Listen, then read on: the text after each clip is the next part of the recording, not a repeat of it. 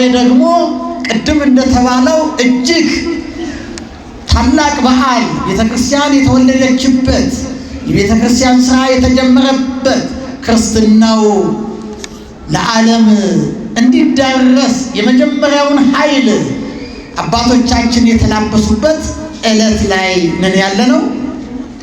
በዓለ ሃምሳ ጴንጤቆስጤ ጰራቅሊጦስ እየተባለ የሚጠራው ይህ ታላቅ በዓል ነውና በዚህ በዓል እግዚአብሔር መንፈስ ቅዱስ እንዲባርከን ትናንትና በዛን ጊዜ በአባቶቻችን ላይ ያሳደረውን ሀብት በእኛም ላይ እንዲያሳድርብን የእመቤታችንም ቃል ኪዳኗ ፍጹም አማላጅነቷ ከሁላችን ጋር እንዲሆን ቅዱስ ፈቃዱ ይሆንልን። ይፌኑ ለክሙ ጰራቅሊጦስሃ ካልአ ከመ ይንበር ምስሌክሙ ለዓለም ውእቱ መንፈሰ ጽድቅ ዘይክል ነስኦቶ ዘይክል ዓለም ነስኦቶ እስመ ይርእይዎ ወይአምሩዎ።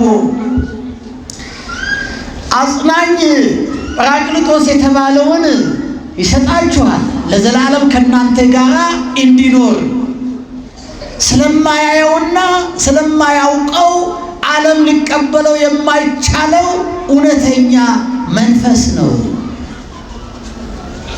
ወአንትሙ ተአምርዎ እስመ ኀቤክሙ ይነብር ወውስቴትክሙ ይሄሉ። እናንተ ግን ታውቁታላችሁ።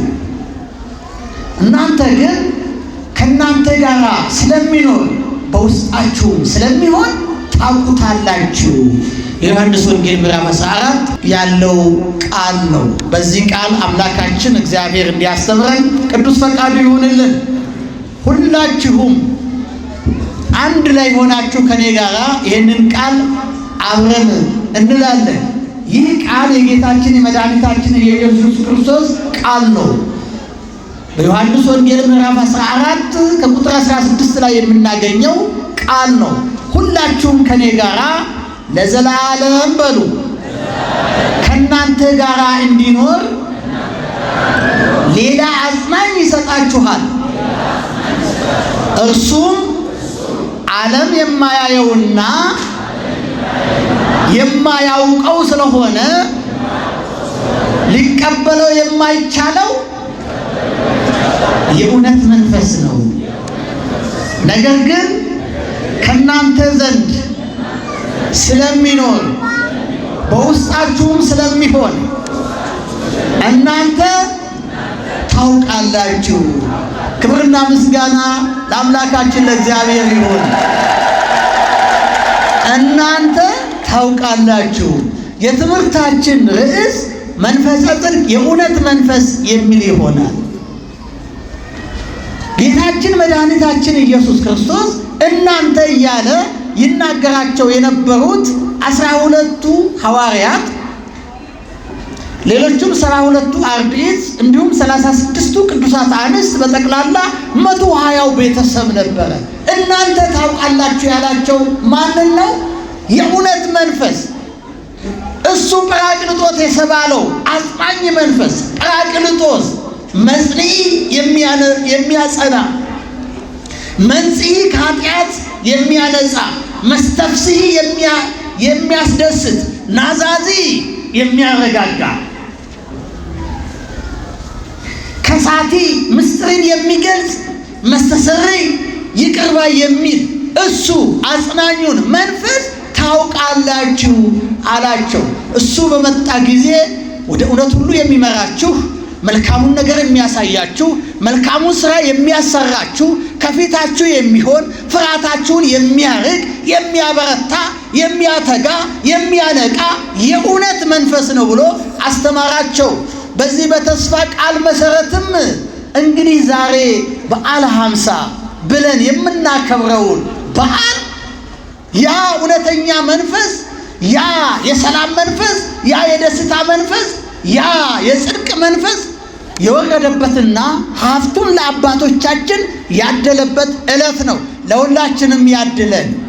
ካመንነው የዛሬ 2000 ዓመት በፊት ሀብቱን ያደለ ጸጋውን ያደለ እነዛ ፈሪዎችን ደፋሮች ያደረገ እነዛ ድኩማኑን ኃያላን ያደረገ ዛሬም ከኛ ጋር ያለ እግዚአብሔር መንፈስ ቅዱስ ስለሆነ ልባችንን ከፍተን ለትንሽ ደቂቃ ተረጋግተን እናድምጥ።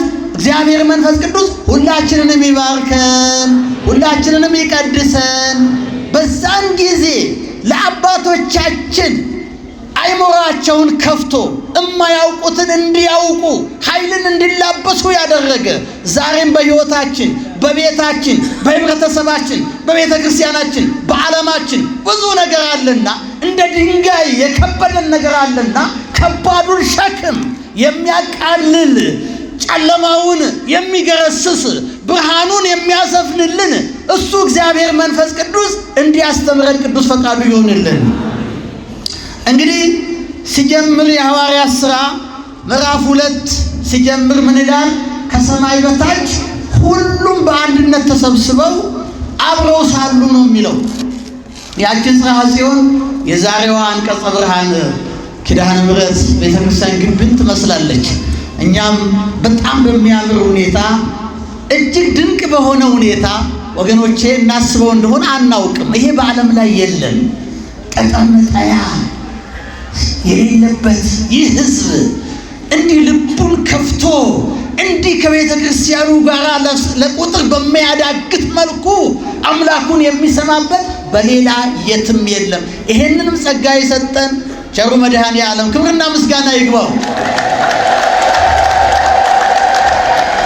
ስለዚህ እነዛ በአንድነት ሳሉ፣ በአንድ ልብ ሳሉ፣ የተሰጣቸውን ተስፋ ለመጠበቅ በአንድ ልብ ሳሉ፣ አስተውሉ። ተስፋ ተነግሯቸዋል። ተስፋ ነው። ተስፋውን ለመጠበቅ ነው ተሰብስበው ያሉት። የትም እንዳትንቀሳቀሱ ተብለዋል። ጽኑ ሀገረ ኢየሩሳሌም እስከ ትለብሱ ኃይለ እማርያም ተብሎ ተነግሯቸዋል። የላኛውን ኃይል፣ አርያማዊውንም ኃይል፣ ሰማያዊውን ኃይል፣ የመንፈስ ቅዱስን ኃይል እስክትለብሱ የትም እንዳትሄዱ በኢየሩሳሌም ቆዩ ተባሉ። ይህንን ቃል ተቀብለው ተስፋውን እየተጠባበቁ በአንድ ልብ ሳሉ ነው የሚለው። ወገኖቼ የሰማነውን ለመታዘዝ እግዚአብሔር አምላክ ይርዳን። እናንተስ ምን እየጠበቃችሁ ነው? ምን እየጠበቅን ነው? ተስፋ እኮ ነው። አሁንም እግዚአብሔር ይባርከናል የሚል ተስፋ ነው በእያንዳንዳችሁ ውስጥ ያለው። አባቶቻችን ያን ተስፋ እየተጠባበቁ ቁጭ አሉ። በአንድ ልብ ሆነው ሳሉ ነው የሚለው። በአንድ ልብ ሆነው ሳሉ እግዚአብሔር አምላክ የሚናገረውን የሚፈጽም አምላክ፣ በሱ ዘንድ መለወጥ የሌለ፣ በሱ ዘንድ የሚሻር ነገር የሌለ፣ እንደኛ የጧቱ ለማታ የማታው ለጧት እንደማይሆን ሳይሆን እግዚአብሔር የተናገረውን ይፈጽማል። ቃሉ ሕያው ነው፣ ዘላለማዊ ነው።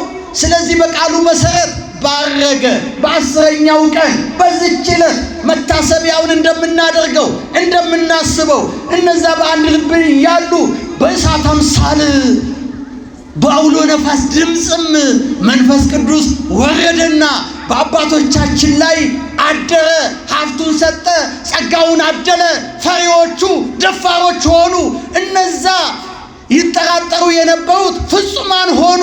ከዛ በኋላ ዕውቀትም ጥበብም ተገለጸላቸው። ክብርና ምስጋና ለመድኃኔዓለም ይሁን።